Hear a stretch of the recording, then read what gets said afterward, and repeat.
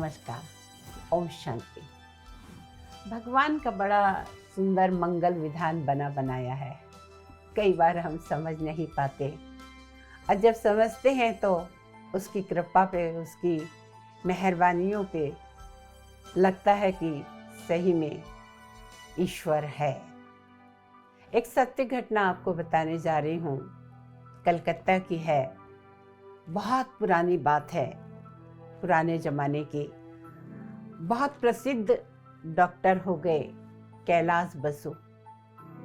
कैलाश बसु जी कलकत्ता के बहुत ही प्रसिद्ध डॉक्टर थे। उनकी माताजी उनके साथ रहा करती थी। माताजी की काफ़ी उम्र हो गई थी, फिर भी वो उनकी बहुत देख रेख करते थे। डॉक्टर तो थे ही। एक दिन देखा कि माताजी की तबीयत कुछ ज़्यादा ही खराब है और नर्व्स वगैरह देखने के बाद उन्हें लगा कि शायद अब माताजी ज़्यादा दिन या ज़्यादा घंटे भी रहे या ना रहे, उन्हें ऐसा अंदेशा हुआ। वो माँ के पास गए, माँ का हाथ पकड़ा, माँ से कहा, माँ कोई इच्छा है आपकी? माँ ने कहा, हाँ, वो उस दिन जो अंजीर खिलाए थे ना, वो अंजीर मिल जाए तो बहुत अच्छा है। उस जमाने में कलकत्ते में वो हरे अंजीर नहीं मिलते थे, पूरे बंगाल में नहीं मिलते थे, आते थे बॉम्बे से। अब बसु साहब को बड़ी टेंशन हो गई। मार्केट में तो मिलते नहीं, अगर पैसे देकर मिलने वाली कोई चीज होती तो झट से जाकर ले आते। लेकिन उस जमाने में फोन का भी इतना चलन नहीं था कि मैसेज दे और कोई बंबई से भेजे। फ्लाइट भी नहीं चलती थी कि आ जाए। ट्रेन भी इतनी फास्ट नहीं हुआ करती थी। कम से कम 3-4 दिन तो लग ही जाते अगर किसी को भेजते लेने तो भी। और ये भी मन में अंदेशा बना था कि जब तक आए तब तक माताजी रहे या ना रहे, और अगर रहे भी तो खाने के लायक रहे या ना रहे, यानी होश में रहे या ना रहे, खा पाए या ना खा पाए। बहुत दुविधा में थे। अपने ऊपर ही उन्हें बहुत गुस्सा आ रहा था कि हे ईश्वर, मैं अपनी माँ की अंतिम इच्छा भी पूरी नहीं कर पा रहा हूँ, क्या करूं? इसी उधेड़बुन में लेटे हुए थे बिस्तर पे और भगवान से कह रहे थे, हे ईश्वर, क्या मैंने अपने जीवन में कभी कोई ऐसे कर्म नहीं किए कि मैं अपनी माँ की अंतिम इच्छा पूरी करूं? ईश्वर कोई राह दिखाओ, बताइए मैं क्या करूं? माता जी की अंतिम इच्छा मैं नहीं पूरी कर पाया। मैंने पूरे समाज की, दुनिया की जितनी कर सकता था, बीमारों की इलाज किया, दवाई किया, सेवा की, जितना मन से कर सकता था। और ऐसे करते करते खटिया पर उनकी आंख लग गई। करीब 11:30 बजे रात को कोई दरवाज़ा ठक ठक कर रहा था। उन्होंने सोचा कि कोई मरीज के घर से बुलाने आया है, और थोड़ा खीज तो थी, गुस्सा तो था अपने आप पे, उदास भी थे। और उन्होंने वहीं से कह दिया कि मैं नहीं आने वाला, अभी मैं नहीं आऊँगा, मैं नहीं चलूँगा। बाहर से आवाज़ आई, मैं आपको लेने नहीं आया हूँ, आपको कुछ देने आया हूँ। उन्हें आश्चर्य हुआ कि मुझे कौन क्या देने आया है। और तुरंत बसु साहब उठे, दरवाज़ा खोला, दरबान अंदर आया, हाथ में इतनी बड़ी टोकरी थी।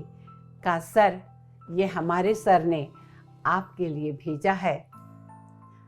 आज ही बॉम्बे से आए हैं और कल वो रंगून जाने वाले हैं। तो उन्होंने कहा, बसु साहब को ये दे आओ, सुबह तो मुझे निकलना है, तो अभी रात में ही दे आओ। तो ये अंजीर आपके लिए बॉम्बे से लाए थे, ये मैं देने आया। माफ़ी चाहता हूँ, काफ़ी रात को आया। और ये सुनते बरोबर बसु साहब को तो विश्वास ही नहीं हो रहा था कि क्या सही में मैं ये सपना देख रहा हूँ या सत्य घटना है। और तुरंत उन्होंने टोकरी ली, अंजीर निकाले, धोए और माँ को अंजीर खिलाए। माँ, आप अंजीर खाना चाहती थी ना, ये लो अंजीर खाओ। और माँ ने भी अंजीर खा के ऐसी तृप्ति का भाव देखा जो बसु साहब ने जीवन में कभी नहीं देखा था। बात ये थी कि उनके पड़ोसी एक गुजरात के भाई, जिनका फॉर्म कलकत्ता में था और रंगून में उनका बिजनेस था, वो बासु साहब के बहुत अच्छे दोस्त थे। और वो जब कभी भी कलकत्ता जाते थे तो बासु साहब के लिए अंजीर ले जाया करते थे। अभी विधि का विधान देखिए, परमात्मा की प्लानिंग देखिए। माता जी को आज अंजीर खाना था, लेकिन परमात्मा ने 4 दिन पहले प्लानिंग कर ली थी, क्योंकि वो साहब तो 4 दिन पहले बॉम्बे से कलकत्ता के लिए निकले थे और अंजीर लेके निकले थे। और उसी समय बसु साहब ने कहा, हे ईश्वर, तेरा विधान बहुत मंगलमय है। सही में इस विश्वास के साथ जब हम कोई कार्य करते हैं तो ऐसे चमत्कार होते हैं। ये उस जमाने की बात है जब फ्लाइट नहीं होती थी, टेलीफोन घरों में नहीं होते थे, कहीं 2, 4, 10, 20, 100 घर छोड़ के एक आध जगह होते थे। और ऐसे समय में माता जी को अंतिम इच्छा पूरी करने के लिए भगवान ने भेजा। कहने का मतलब, जहाँ निश्चय है, जहाँ विश्वास है और जहाँ आपके श्रेष्ठ कर्म हैं, वहाँ परमात्मा की मदद तो मिलती ही है। उसका विधान सदा मंगलमय है। कई बार हम जान नहीं पाते, समझ नहीं पाते और कहते हैं कि ऊपर वाला तू भी मदद नहीं कर रहा। वो तो हर वक्त हमारी मदद करने के लिए तैयार होता है, लेकिन इतना निश्चय भी तो हो, इतना विश्वास भी तो हो। वो परमात्मा तो कहा जाता है सच्चे दिल पर साहेब राजी।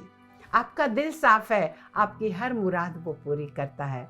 आपकी भी हर मुराद वो पूरी कर सकता है, सिर्फ स्वार्थ के समय नहीं। हमेशा उस ईश्वर को याद करिए। देखिएगा, जब कभी दिल से आप कोई इच्छा करेंगे, आपकी तमन्ना पूरी जरूर होती है।